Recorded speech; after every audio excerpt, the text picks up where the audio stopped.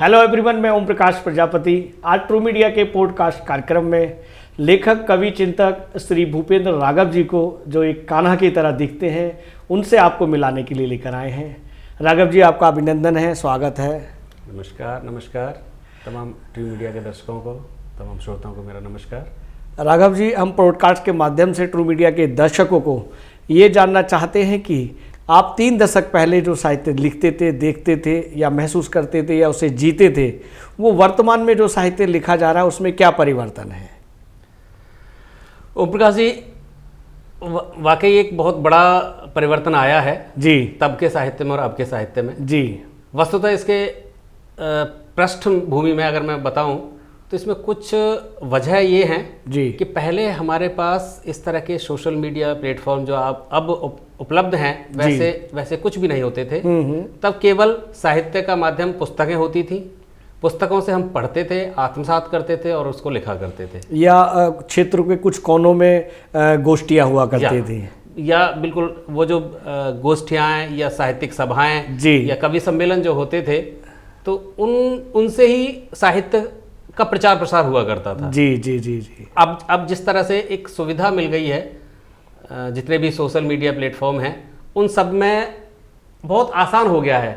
हमारी जो अप्रोच है, जो हमारा पहुंचने का एक माध्यम बन गया है, ये सारी की सारी सोशल मीडिया की जितनी भी साइट्स हैं, चाहे वो फेसबुक है, ट्विटर है, लिंक्डइन है और जो दूसरे बहुत तमाम तरह के ये सोशल मीडिया प्लेटफॉर्म हैं, जी जी, इनसे बहुत उपलब्धता इतनी आसान तरीके से हो जाती है कि हम बहुत सारा कुछ पढ़ पाते हैं जी। पर एक विशेष परिवर्तन जो आया है वो यह आया है कि आज के युवा में ललक और अपने आप को हाईलाइट और बहुत जल्दी से श्रृंग पर पहुंचने की जो एक क्या कहना चाहिए, कम समय में उपलब्धता पाने की जो लालसा है वो बढ़ गई है। क्या बात है।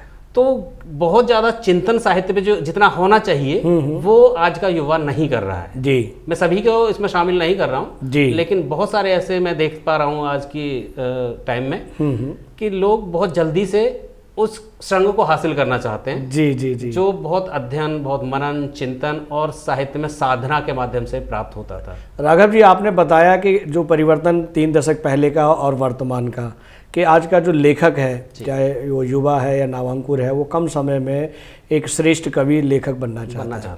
लेकिन 3-4 दशक पहले की जो हमारी हिंदी फिल्में, हिंदी सिनेमा में जो गीत हुआ करते थे, जो स्टोरियाँ हुआ करती थी, वो प्रेरणादायक हुआ करती थी, सामाजिक हुआ करती थी, कुछ ना कुछ वो देकर जाती थी, चाहे वो विलेन के उस रूप में हो, चाहे अभिनेता के रूप में हो। लेकिन आजकल का जो लेखन हो रहा है, ना ही तो वो फिल्मों में वो साहित्य दिखता है, ना वर्तमान में दिखता है, ना ही सोशल मीडिया पे दिखता है, आता है और जाता है। ऐसे साहित्य का क्या मूल रूप हमारे समाज में पड़ेगा? देखिए, वजह वही है, जब साहित्य पर चिंतन नहीं होगा। साहित्य सामान्यतः हमारे समाज को दिशा देने का एक काम करता है जी। अब आज का जो दौर है वो इस तरह का दौर हो गया है, ये अर्थ प्रधान दौर हो गया है जी। हम सब लोगों को बस पैसा कमाने की ललक हो गई है जी। फिल्मों पे आप देख लीजिएगा, उनको भी सिर्फ ये है कि हमारा जितना भी समाज है वो किस तरह से उनकी फिल्मों को देखेगा।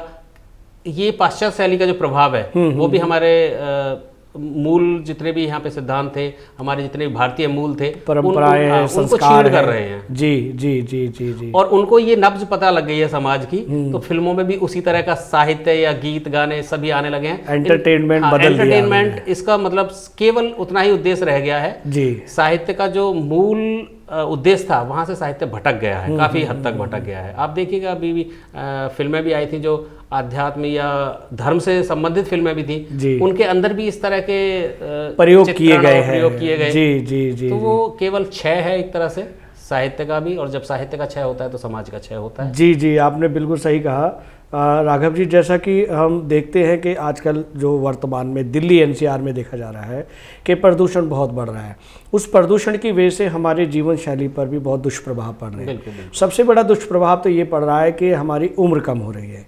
मैंने कई पुस्तकों में कई जगह पढ़ा है कि पहले हमारे पूर्वजों की उम्र 900 वर्ष हुआ करती थी, और मैंने खुद अपने दादा दादी नाना नानी को 100 से ऊपर देखा है। बिल्कुल सही कह रहे लेकिन आज वर्तमान में वो उम्र जो है 60 और 70 तक रह गई है। इन विषयों पर भी चिंतन करना जरूरी है। हमारे क्षेत्र भारत देश में या पूरे विश्व में इस पृथ्वी पर पानी की कमी हो रही है और हमारे ऑक्सीजन की कमी होती जा रही है। ये भी चिंता का विषय है। ये अगर राजनीतिक क्षेत्र में चिंतन नहीं होता है या समसामयिक विषय पर नहीं होता, लेकिन एक लेखक के मन में ये चिंतन अवश्य उमड़ना चाहिए, ताकि क्योंकि वो समाज का आईना होता है साहित्य। तो इस पर क्या कहना चाहेंगे? देखिए, जो कवि धर्म है, जो लेखक का धर्म है जी, वो वाकई सभी जितने भी, चाहे वो आपका भूमंडल से, प्रकृति से, चाहे आपके समाज से, या जितना भी जो कुछ भी हमारे परिवेश में सम्मिलित है, उन सभी पर चिंतन अति आवश्यक है। बहुत बढ़िया।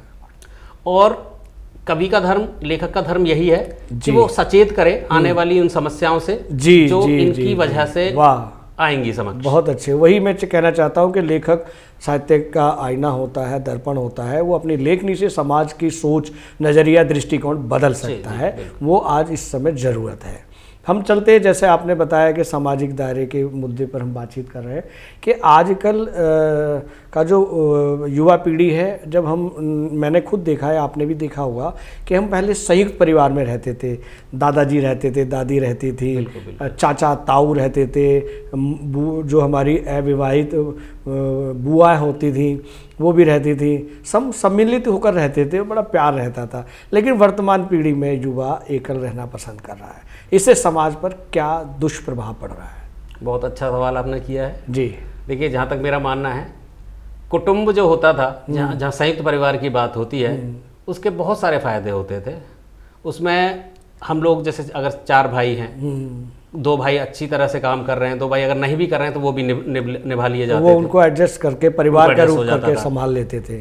जो संतति आती थी घर में, नए सदस्य आते थे, आगमन होता था, तो उनकी देखभाल भी बहुत अच्छी तरह होती थी। वो बुजुर्ग लोग कर लेते थे। आज की आवश्यकता क्या हो गई है? बिल्कुल, कि अब सपोज आप समझ लीजिएगा कि न्यूक्लियर फैमिली का चलन बढ़ गया है। जी, जी, केवल हस्बैंड वाइफ या 2 लोग हैं, जी, उनके जी, बच्चे जी, उनके साथ में जी, रहते जी, हैं। जी। दोनों व्यवसायों में लगे हुए हैं या किसी अपने जॉब में काम कर रहे हैं, सर्विस कर रहे हैं, कहीं ना कहीं कुछ कर रहे हैं। तो जब संतान उत्पत्ति होती है, जब संतान कोई नई घर में आती है, तो उसकी देखभाल की बड़ी समस्या आ जाती है। परिवार वालों की आवश्यकता उसके लिए या तो क्रच में उनको छोड़ें, वहाँ पर किस देखभाल किस तरह से हो रही है किसी को नहीं पता है किस तरह से, या फिर घर में उनको केयर टेकर को रख लिया जाता है। तो इन सब के माध्यम से बड़ा दुष्प्रभाव पड़ता है बच्चों के मस्तिष्क, जो छोटा कोमल मस्तिष्क होता है, वहीं से अगर इस तरह का इम्पैक्ट उस पर पड़ेगा, गलत पड़ती हैं बातें। सीधी सी बात है कि जैसे जैसे वो बढ़ेगा तो उसका प्रभाव भी बढ़ता चला जाएगा। बिल्कुल, इससे ये नुकसान होते हैं। ये कहें कि हमें संयुक्त परिवार में रहना चाहिए। संयुक्त परिवार में रहते हैं तो बहुत सारी आवश्यकता है संयुक्त परिवार की, फिर से आवश्यकता है हमारे समाज के। जैसा कि हमें सूत्रों से पता चला है कि आप लेखक भी हैं, कवि भी हैं, और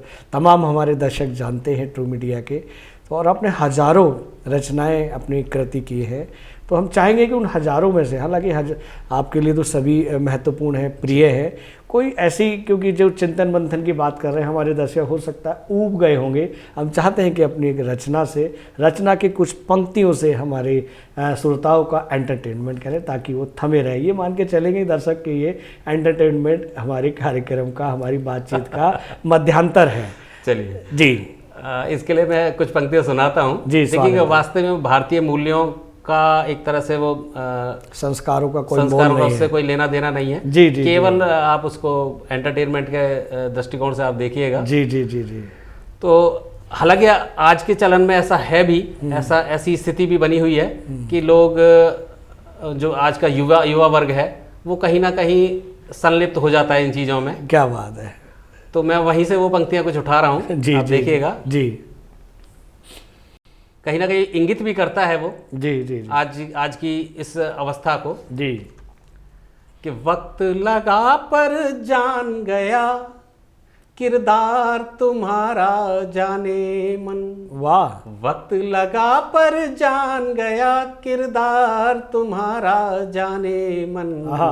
गिरगिट जैसा बदल रहा है प्यार तुम्हारा जाने। वाह वाह वाह वाह। और देखिएगा एक बिल्कुल आज का जो प्रेम है उस पर ये पंक्तियां हैं कि कल तक मैं था, एक निष्ठता जहां पे खत्म हो रही है जी जी। कि कल तक मैं था आज खड़ा वो कल फिर कोई आएगा। क्या बात है। कल तक मैं था आज खड़ा वो कल फिर कोई आएगा। लट्टू माफिक घूम रहा आधार तुम्हारा जाने मन। वाह वाह वाह वाह वाह वाह। जैसा कि कभी इधर को निकल रहा है हाँ। कभी उधर को निकल रहा। वाह वाह। कभी इधर को निकल रहा है कभी उधर को निकल रहा। छद्म अमीबा सा छलता आकार तुम्हारा जाने वाह मन। वाह वाह, बहुत खूब, वक्त बहुत लगा पर जान गया किरदार तुम्हारा जाने मन। राघव जी, बहुत अच्छी रचना से आपने हमें हर्षोल्लासित किया। हमारे दर्शक प्रसन्न हैं और वो अभी ये महसूस करेंगे, आप खुद इनके जो कमेंट्स हैं आपके इस वीडियो में दिखेंगे। हमें आशा है कि वहीं से आपको पता लगा कि हमारे दर्शक कितने हर्षोल्लासित, बिल्कुल बिल्कुल, मैं हर्षित हुए करता हूं। हैं। जी, हम आगे बढ़ते हैं राघव जी। जैसा कि आपने बताया और हमें पता चला सूत्रों से कि आप ब्रजभूमि से जुड़े हुए हैं। आपका जन्म, आपका निवास, आपका बचपन, आपकी युवा अवस्था आज ब्रजभूमि में ही आपने काटी है, उस समय काटा है, वहीं सीखा है चलना, परंपराओं को, अध्यात्म को, कान्हा जी के सभी गुणों को, ये कहें कि उनकी 16 कलाओं को आपने वहीं से सीखा है। तो उनमें से एक कला को हम जानना चाहेंगे कि जैसे हमारे कान्हा जी, कृष्ण जी की गोपियाँ उन्हें परेशान करती थी, या ये सच्चाई तो ये है कि कान्हा जी परेशान करते थे उनको, तो ऐसे आपकी कितनी गोपियाँ हैं या गोपियाँ थीं जिन्हें आप परेशान करते थे? बड़ा रोचक सवाल आपने कर दिया है। जी, देखिए जी, जी। गोपी और ग्वाल ये बड़ा ही, मैं कहूँ तो बड़ा प्योर, बड़ा शुद्ध प्रेम था कान्हा का। जी जी जी। और क्योंकि मेरा जन्म उस ब्रज क्षेत्र में हुआ है तो मेरे लिए सौभाग्य की बात है। उस माटी में जहाँ पे कान्हा ने गायें चराई थी, उसी माटी में मेरा अगर जन्म हुआ है तो इससे बड़ी बात क्या है। बिल्कुल। और रही बात गोपिकाओं की, तो देखिएगा मित्रत्व का भाव होता है, गोपी गोपिका सभी मित्रत्व के भाव है। मेरे तो आज भी स्थिति ये है, तो ये कह देते हैं कि आपकी गोपियों की मित्रता कितनी बड़ी है, संख्या कितना बड़ा है आपकी गोपियों? संख्या देखिए, मित्रता का जो भाव है वो हर एक संबंध में होता है। जी जी जी। माता पिता, भाई बहन, सखी, सहपाठी, सभी में एक मित्रत्व होता है। आप उसको जितना, जैसे मंथन करके मथानी से हम घी निकाल लेते हैं ना, जी जी जी, मथने के बाद छाछ छोड़ देते हैं, तो बस वही मित्रत्व है। आप जितना निकाल लेंगे वो उतना आपकी परिपक्वता और उतना आपका बॉन्ड मजबूत हो जाता है, उतना आपका संबंध मजबूत हो जाता है। जी। मैं ये कहूँ तो मेरे लिए बहुत अच्छी बात है कि मेरा वाकई जो मित्र मंडली है या मेरी जो माला है जिसमें मणिकाएं हैं मित्र रूपी, वो बहुत एक बड़ी हो गई है और दिनों दिन नए नए मित्र मिलते जाते हैं आप जैसे। बहुत बढ़िया, बहुत सब जुड़ते जाते हैं और मेरी कोशिश यही रहती है कि एकदम पारिवारिक उनके साथ संबंध बन रहे। अच्छा राघव जी, कहीं आपने हमारी जो भाभी जी है, जो आपकी अर्धांगिनी है, उनके डर से तो ये सब गोल गोल बातें तो नहीं करके हमें समझा दिया? नहीं, ऐसी बात बिल्कुल भी नहीं, आप बता दीजिए, हम लोग इसको काट देंगे इस सीन को। अगर ऐसी कोई सच्चाई है तो अगर आप बताना चाहते हैं तो जहाँ तक बात पहुँचाना चाहते हैं इसके माध्यम से पहुँच सकती है। नहीं, ऐसा कुछ भी नहीं है। मेरी जो अर्धांगिनी है वो भी मेरी मित्र हैं और बहुत अच्छा मेरा उनसे संवाद होता है। और इन सभी जिनकी बात आप गोपिकाओं की कर रहे हैं वो सारी वहाँ पे भी शेयर होती है। और बल्कि एक मजे की बात ये है कि जो गोपिका हैं, अगर मैं उनको गोपिका के नाम से संबोधन करता हूँ और जो मेरे से अगर मतलब मेरे साथ जुड़ती हैं कुछ दिनों बाद अगर उनकी हमारी अर्धांगिनी, हमारी पत्नी से बात होती है तो कान्हा को छोड़ देती हैं, वो रुक्मणी से जाके संलग्न हो जाती हैं। क्या बात है, बिल्कुल मैं समझ रहा हूँ आपके भाव। आप अपने जो शब्दों का माया जाल है वो बचने के लिए ही कह रहे हैं। ऐसा चलिए हम आगे बढ़ते हैं, हम विषय बदलते हैं। बहुत अच्छा सवाल रहा और बहुत वाकई आनंदित करने वाला ये सवाल आपने किया। राघव जी, जैसे कि वर्तमान स्थिति में हम देख रहे हैं, आप भी देख रहे हैं, हमारे दर्शक भी उस चीज़ को महसूस कर रहे हैं कि जो वर्तमान पीढ़ी है, जो युवा पीढ़ी है, वो अपने कैरियर को संवारने के लिए, कैरियर को बनाने बनाने के लिए वो सब कुछ छोड़ देती है, वो सिर्फ कैरियर के पीछे रहती है। वो रिश्ते, वो समाज, वो परिवार और वो भाई बंध, वो मित्रता, वो सब छोड़ देते हैं, सिर्फ वो कैरियर के लिए ही आगे बढ़ते हैं। कैरियर महत्वपूर्ण है मानते हैं, लेकिन बाकी समाज के रिश्ते और मित्रता और शरीर और शुद्धि ये भी तो जरूरी है। इस विषय पर आप क्या कहना? बिल्कुल बिल्कुल, बहुत सही आपने सवाल किया है और बहुत सही इस पे मैं विचार विमर्श हो सकता है जी। वस्तुतः कैरियर जिसकी आप बात कर रहे हैं वो बहुत आवश्यक है।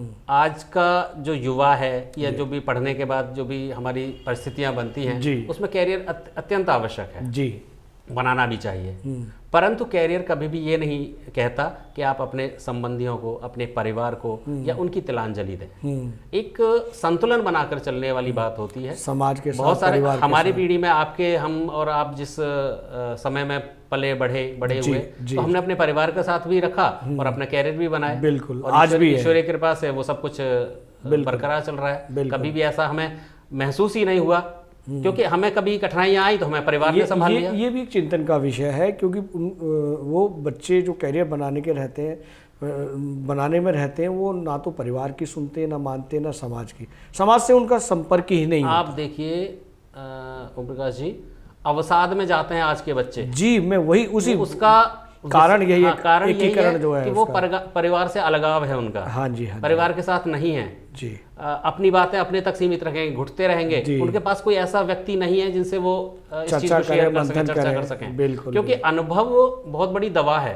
अनुभव एक औषधि है। जी। आप अपने बड़ों के साथ बैठेंगे तो जिस फेज से हम गुजर रहे हैं, वो जो हमारे बड़े हैं वो उस चीज को पार कर चुके हैं और वो हमें अच्छे से जो है उसका जो है समाधान बता देते हैं। तो ये बहुत आवश्यक है कि कैरियर भी ठीक है अपनी जगह, क्योंकि आज परिस्थितियां ऐसी हैं कि धनोपार्जन के लिए हमारे खर्चे इतने ज़्यादा हो गए हैं जी, तो उसके लिए कैरियर भी आवश्यक है। फिर वहीं आ जाते हैं हम सामूहिक परिवार में, क्योंकि जब सामूहिक परिवार में रहते हैं तो ज़्यादा खर्चे भी नहीं होते और हमारे जो गार्जियन होते हैं वो हमें समझाते हैं या हमें धमकाते भी हैं कि आप ऐसे ना करें, ऐसा करेंगे तो ऐसा नुकसान। एक मानसिक संबल भी मिलता है इस पे एक तरह से। जी। हमें पता रहता है कि हमारे पीछे कुछ है, अगर कुछ ऊंच नीच किसी भी तरह से होती है तो वो हमें बचाने या संभालने के लिए। जब एकल परिवार में कोई व्यक्ति आ जाता है जी, तो उसके पास जो मैं क्या कहूँ उसके लिए कि किसी भी अगर समस्या में वो पड़ा है तो उससे निपटने के साथ साथ उसके दिमाग में एक चिंता भी होती है कि अगर इसमें कुछ भी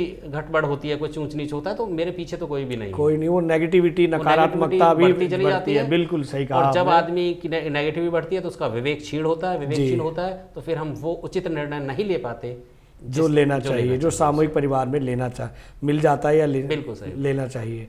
राघव जी, हम आगे बढ़ते हैं। हमारी चर्चा बड़ी चिंतनीय और मंथनीय हो रही है। अच्छा लग रहा है आपसे बातचीत करके कि आज जो हमारी भारतीय परंपरा है या भारतीय संस्कृति है उसको हमारे भारतीय भूलते जा रहे हैं, लेकिन जो दूसरे देश हैं वो हमारे भारतीय समाज की जो संस्कृति है और संस्कारों को धारण कर रहे हैं। जैसे गीता सबसे बड़ा उदाहरण है।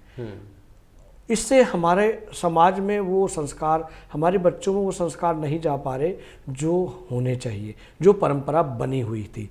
उसके लिए हमें क्या करना चाहिए?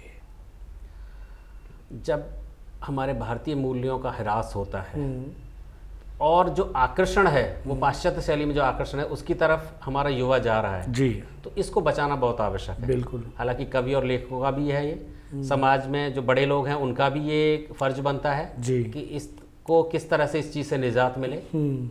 मैंने कहीं एक पंक्ति लिखी है कि प्रगति ने कब बलि मांगी है संस्कृत की, संस्कारों की, फिर क्यों हमने ताक पे रख दी पार्टी उच्च विचारों की। वाह। सादा जीवन छोड़ नंगपने के शौक हुए, जाने क्यों भारत के वासी वाशिंदे यूरोप हुए। वाह वाह वाह वाह वाह। तो हमें ये सोचना पड़ेगा कि हमारी जो संस्कृति है, हमारी जो पुरानी सभ्यताएं हैं, जो हमारे भारतीय मूल्य हैं, उनको हमें बरकरार रखना है, उनके साथ हमें जीना है, उनके साथ जीना है।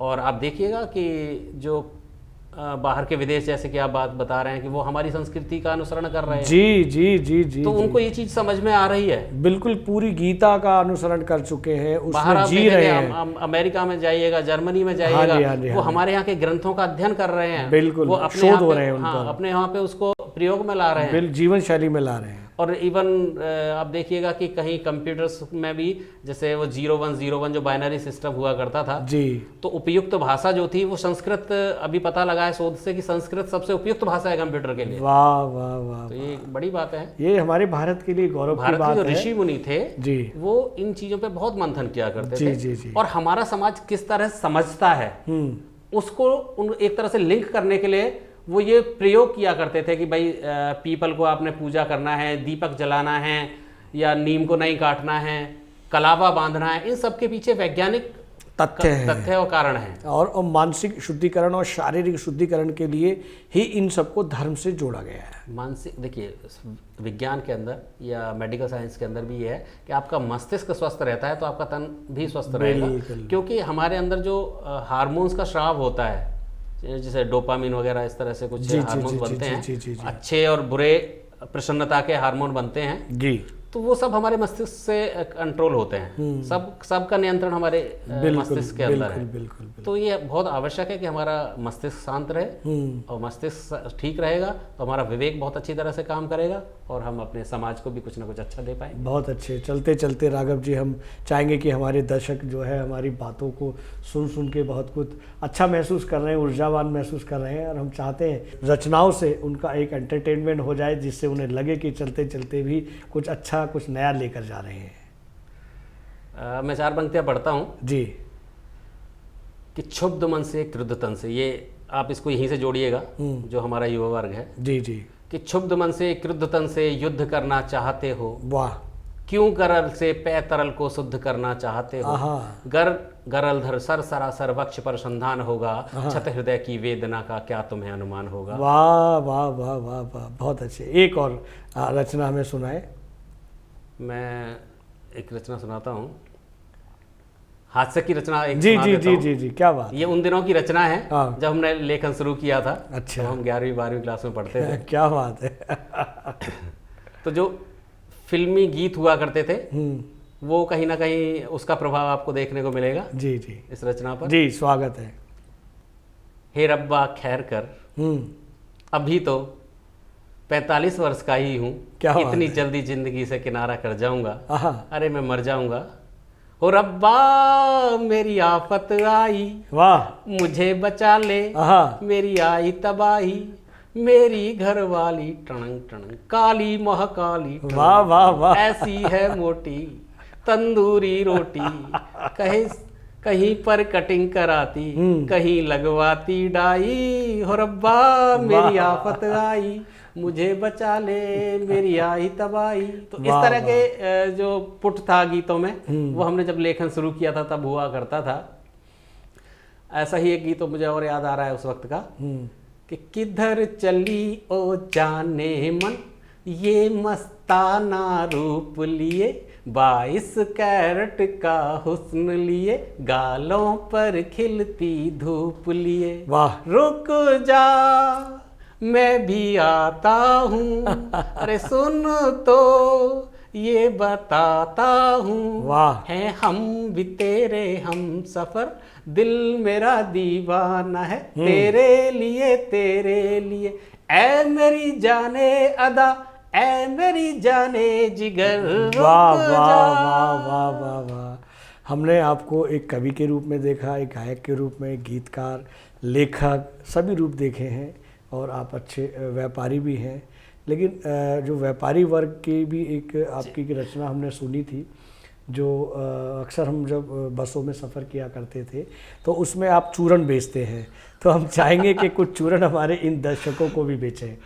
वस्तुतः वो चूरन नहीं है, वो जब हम देखिए जब हम गांव में अपने पढ़ते थे, अपने स्कूल जाया करते थे तो बसों से जाया करते थे। जी, बस से ही हमारे साथ हुआ करते थे। या फिर कहीं अपने रिलेशन में जा रहे हैं, कहीं रिश्तेदारियों में जाते हैं तो बसों से जाया करते थे। तो ये एक बड़ा प्रचलन था, अभी भी होता है। आप कहीं भी जाएंगे ग्रामीण क्षेत्र में तो जैसे ही बस चलती है बस स्टैंड से जी, तो वहाँ पे कोई ना कोई ऐसा व्यक्ति आ जाता था जो ऐसे खटखटाता था बस को ऊपर से, और फिर वो अपना प्रचार प्रसार करता था। कभी चूरन बेचता था, कभी वो गोलियां बेचता था, पेन पेंसिल किताबें बेचता था, पेचकस भी बेचता था। जी जी जी जी। तो इस हम चाहेंगे कुछ आप हमारे दर्शकों को बेचें। तो रही बात दर्शकों की, तो मैं बताता हूँ इस तरह से उनका होता था, मैं कोशिश करता हूँ।